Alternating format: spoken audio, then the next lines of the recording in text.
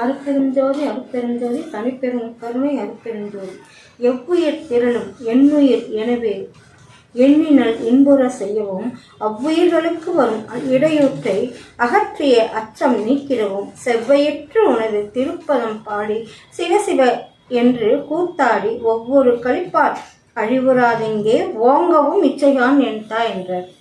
எவ்வுயிர் எல்லா உயிர்களும் உலகத்தில் அந்த சராசரங்களில் உள்ள எல்லா உயிர்களும் எண்ணுயிர் எனவே எண்ணினால் இன்புற செய்கிறோம். அதுங்க எல்லாத்துக்கும் நல்லது செய்யணுன்ற செய்யவும் அவ்வுயிர்களுக்கு வரும் அவன் அந்த உயிர்களுக்கு வர கஷ்டம் துன்பம் துயர் அதெல்லாம் நீக்கியே அவ்வுயிர்களுக்கு வரும் இடையூறுனா கஷ்டம் நஷ்டம் துன்பம் இது எல்லாம் வரும் அகற்றியே அச்சம் நீக்கி அவங்க அந்த பயத்தை நீக்கிடவும் அந்த அச்சத்தெல்லாம் நீக்கி பயத்தை நீக்கிடவும் செவ்வையுற்று உனது திருப்பதம் பாடி இறைவனோட அருட்பெருஞ்சோதி ஆண்டவரோட திருப்பதத்தை பாடி சிவசிவ என்று கூத்தாடி ஒவ்வொரு கழிப்பால் அழிவுறாது இங்கே ஒவ்வொரு கழிப்பால் எந்த உயிர்களுக்கும் துன்பம் வராமல் அழிவே வராத இங்கே வாங்கணுமா எல்லா உயிர்களும் ஓங்கவும் இச்சைகான் என் தாய் என்றார். எல்லா உயிர்களும் ஓங்கவும் இச்சைகான் என் தாய் என்றார். சிவசிவ என்று கூத்தாடணுமா அப்படின்றார். அப்படின்றாங்க. அதுக்கு அடுத்த சொல்றார் பாருங்க.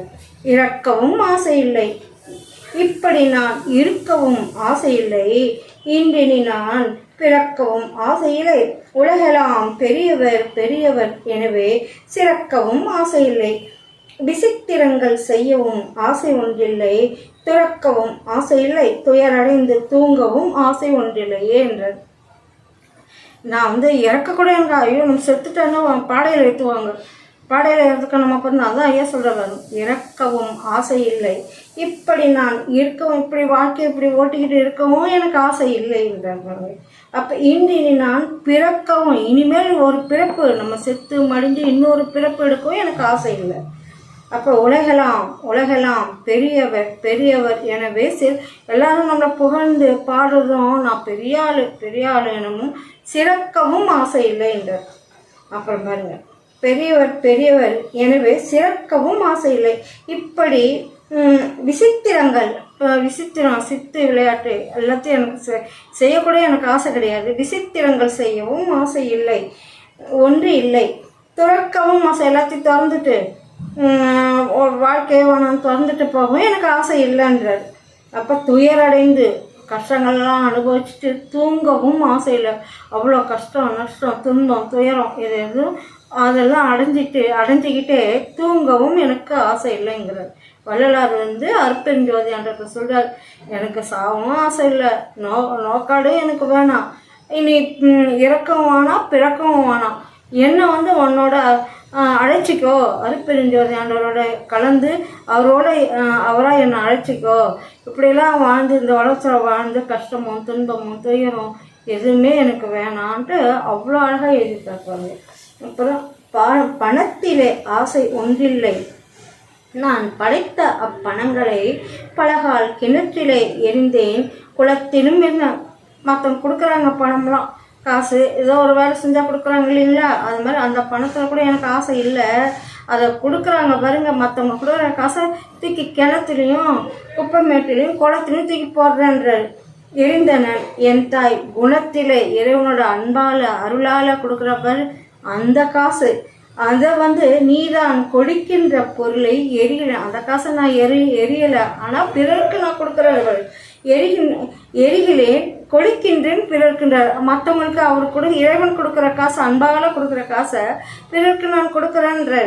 அப்போ கணத்திலே எல்லாம் காட்டு நீ அருளை இனி சொல்வது என்ன கணத்திலே நீ காட்டுற அருளை நான் யாருக்கு எப்படி நான் புகழ்ந்து வியந்து சொல்லுவேன் அப்படின்றது.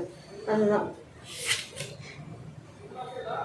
இவ்வுலகத்திலே இறை அரசாட்சி இன்பத்தும் மற்ற இன்பத்தும் எவ்வளவு எனினும் இச்சை ஒன்றிலே.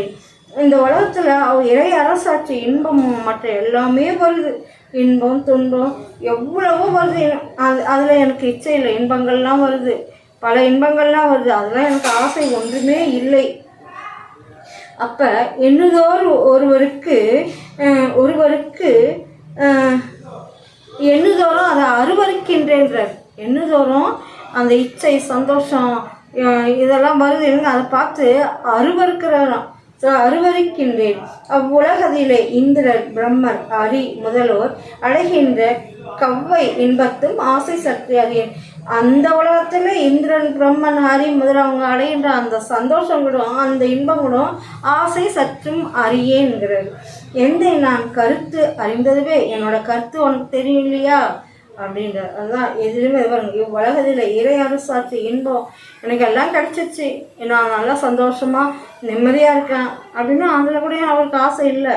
என்ன சொல்ல எவ்வளோ வேணும் இச்சை, அதில் இச்சை வைக்கல, காமம் குரோதம் எல்லாமே வருது, அதெல்லாம் எனக்கு இச்சை கொஞ்சம் கூட கிடையாது. ஆனால் அருவருக்கின்றார், அதை பார்த்தாலே அவர் அருவருக்கிறார். அப்போ அவ்வுலகத்தில் அந்த உலகத்தில் இந்திரர் பிரம்மர் ஹரி முதல்வோர் அடைகின்ற கவ்வை இன்பத்தும் ஆசை சற்று அறியேன் என் தாய் நின் கருத்து அறிந்ததுவேங்கிறேன். மண்ணுலகத்திலே உயிர்கள்தாம் வருந்தும் வருத்தத்தை ஒரு சிறிதெனினும் கண்ணூர பார்த்தும் செவியுற கேட்டும் கணமும் நான் சகித்திட மாட்டேன். என்னும் எனக்கு நின்னருள் பலத்தால் இசைத்த போதெல்லாம் நன்னும் அவ்வருத்தம் தவிர்க்க நல்வரந்தான் நல்குதல் எனக்கு இச்சை என்தா என்றார். மண்ணுலகத்தில் உயிர்கள் எல்லாம் துன்பப்படுது துயரப்படுது, அதெல்லாம் பார்த்துட்டு அந்த வருத்தத்தை பார்த்து ஒரு சிறிதனும் கண்ணூர பார்த்தும் செவியுற கேட்டும் கண்டு நான் சகித்திட மாட்டேன். என்னுறும் நான் நினைக்கிறேன், ஐயோ இந்த உயிர்கள்லாம் இந்த பூமியில் வாடுது துன்பப்படுது, என்னுறும் நான் நினைக்கும் போது ஐயா எனக்கே நின்னருள் உன்னோட அருள் வளர்த்தால் இசைத்த போது எல்லாம் நன்னும் அவ்வருத்தம் அந்த வருத்தத்தை தவிர்க்க நல் வரந்தான். இந்த கஷ்டம் துன்பதெல்லாம் அந்த வருத்தத்தை தவிர்க்க நல் வரந்தான் நல்குதல் எனக்கு இச்சை என்தா என்றார். எப்படி சொல்றாரு பாருங்க. கருணையே வடிவாய் பிறர்களுக்கு அடுத்த கடுந்துயர் அச்சமாதிகளை தருணனின் அருளால் தவிர்த்தவர்க்கு இன்பம் தரவும் வன் புலை கொலை இரண்டும் ஒருவிய நெறியில் உலகெல்லாம் நடக்க உயற்றவும் அம்பலந்தனிலே மருவிய புகழை வழுத்தவும் நின்னை வாழ்த்தவும் இச்சைகான் என்றாயின்றது. கருணையே இறைவன் அருட்பெருஞ்சோதி ஆண்டவர் இறைவன் கருணையே வடிவாய் காட்சி கொடுக்குறாரா. என்ன சொல்றா, பிறர்களுக்கு கடுந்துயர் பிறர்களுக்கு வர கடுந்துயர் அடுத்த அச்சமாதிகளை துயர் பயம் துன்பம் கஷ்டம் இதெல்லாம் தவிர்க்க தருணத்து நின் அருளால் தவிர்த்தவர்க்கு இன்பம் தரவும் நின் புகழை நின் புலை கொலை மற்ற உயிர்களை கொன்று பூச்சி சாப்பிட்றதெல்லாம் இரண்டும் புலை கொலை செய்யறது அந்த உயிர்களை சாப்பிட்றது இது இரண்டுமே ஒவ்விய நெறியில் உலகெல்லாம் நடக்க இந்த எல்லாமே மாறணுன்றது, இந்த உலகமே மாறணுன்றது. இப்போ எவ்வளோ பெரிய விஷயம் அது இருக்க அதிகமாகுது. அங்கங்கே கொலை புலை அங்கங்கே துன்பம் அங்கங்கே படாத பாடு எல்லாம் சாதாரணமாக நடக்கும், அப்படியே கலை கூத்தாடுது. அதை தடுக்க முடியாது யாராலுமே, அதை இறைவன் தான் தடுக்கணும். அதனால தான் பேரழிவுலாம் ஏற்படுது. பேரழிவு இது சுனாமி எல்லாமே வர்றது அதனால தான். அப்பா அந்த மாற்றத்தை ஐயா கொடுக்குறாரு இல்லைங்களா, எப்படி கொடுக்குறாரு, ஒரேடியாக பூகம்பம் வர வச்சு எல்லாத்தையும் அழிச்சு விட்டுருது. பார்க்குறாரு அவரால் இறைவனாலே அருட்பெருஞ்சோதி ஆண்டவர்களே சகிக்க முடியல. அந்த அளவுக்கு புலை கொலை துன்பம் இன்னும் கஷ்டம் துன்பம் இதுலேருந்து எப்படி நம்ம மீள்றது? இறைவன்ட்டு அந்த கருணையே வடிவான அந்த இறைவன்ட்டு நம்ம எப்படி மீண்டு இறைவன்ட்டு ஒப்படைக்கிறது நம்மளை? அப்போ எல்லா உயிரும் நமக்குள்ளே தானே இருக்காங்க, எல்லா ஆன்மாக்களும் நமக்குள்ளே தானே இருக்காங்க. எல்லாருக்கும் வீடு வேறு கிடைக்கணும் இல்லைங்களா? நமக்கு கிடைச்சா மட்டும் போதுமா? உலகத்தில் அத்தனை ஜீவராசிகளுக்கும் வீடு வேறு கிடைக்கணும். அதுக்கான வேண்டுதல் ஐயாட்டு விண்ணப்பம் வைக்கணும். அதை தான் வள்ளலார் வேண்டியிருக்கிறார். அதுதான் பாதி இரவிலே எழுப்புறாராம் வள்ளலார். அப்போ எனக்கு மட்டும் கிடைச்சப்பது எல்லா உயிர்களுக்கும் கிடைக்கணுன்றாரு. அந்த நிலைமையை தான் நமக்கு கொடுக்குறாரு எல்லாருக்குமே. நாம் மட்டும் வாழ்ந்தா போது எல்லா ஜீவராசிகளுக்காக தான் எல்லா உயிர்களும் இன்புற்று வாழ்கின்றது. எவ்வளோ பெரிய விஷயம். அப்போ எல்லாருக்கும் கிடைக்கணும், எல்லா உயிர்களும் இன்பம் பெறணும். அதுக்கு ஐயாட்ட கருணையே வடிவானவர். இன்னும் அடிதடி சண்டை சச்சரவு மதம் ஜாதி இனம் இதெல்லாம் பேரழிவில் கொண்டு போய் விடும். அதுதான் எல்லாருமே ஒத்த கருத்தோடு இருக்கணும், அதுலேருந்து மீண்டு வரணும், சன்மார்க்க நெறி எங்கும் தழைத்தோங்கணும், சுத்த சன்மார்க்கம் விளங்கணும்னு இறைவன்கிட்ட வள்ளலார் கேட்குறாரு. சுத்த சன்மார்க்கம் விளங்கணுன்னா செத்தவங்களாம் எழுந்துருவாங்க. சுத்த சன்மார்க்கம் விளங்கணுன்னா எவ்வளோ பெரிய விஷயம். அது மட்டும் இல்லை, சுத்த சன்மார்க்கம் விளங்க இன்னும் ஆரம்பிக்கல. விளங்கினாதான் எல்லாருக்கும் எல்லாருமே சுத்த விளங்கினா எல்லா செத்த உயிர்கள்லாம் எழுந்து வந்துடுவாங்க. எவ்வளோ அழகாக சொல்கிறாரு பாருங்க. அப்போ இதுலேருந்து நம்ம மீளணும்னா எல்லா உயிர்களையும் அந்த கருணையே வடிவான இறைவன்கிட்ட நம்ம விண்ணப்பம் வைக்கணும். அருட்பெருஞ்சோதி ஆண்டவர்கிட்ட அருளை பெறணும். பெற்று நமக்கு மட்டும் இல்லை, அந்த உலகத்து உயிர்கள் அனைத்துக்கும் கிடைக்கணும் அப்படின்னு ஐயா கேட்குறாரு. தான் வாழையடி வாழையென்ன வந்த திருக்கூட்டத்தில் நானும் ஒருவன் என்று ஒன்று ஏழைப்படும் பாடு உனக்கு திருவிழச் சம்மதமோன்ற ஏழை நம்ம படுற பாடு திருவிழச் சம்மதமோ இன்று வருமோ, நாளைக்கே வருமோ, அல்லது மற்ற என்று வருமோ என்ற இறைவன் எப்போ வருவார், நமக்கு எப்போ காட்சி கொடுப்பார். அந்த தியானத்திலையும் சிந்தனையிலையும் நம்ம மனசனையும் எண்ணங்களையும் ஒத்த கருத்தோடு இருக்கணும். இறைவன் எல்லாருக்கும் வெளிப்படுவார் என்றார்.